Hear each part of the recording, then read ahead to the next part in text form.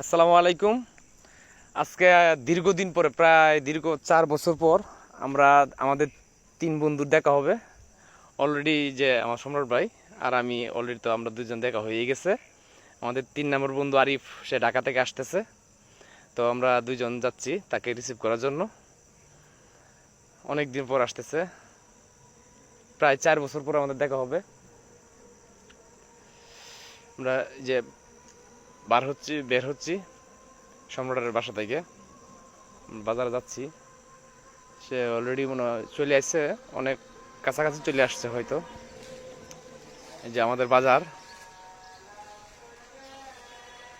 মানুষ কম বাজারে। এটা হচ্ছে বাজারের ভিতরের রাস্তা, তো তাই আমরা এখন বাজারের ভিতরে আছি, যাচ্ছি মেইন রোডে যাচ্ছি আমরা।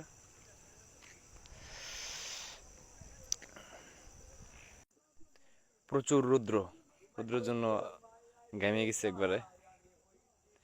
এই যে বাজারে অপেক্ষা করতেছি বন্ধুর জন্য, এখনো আসে নাই।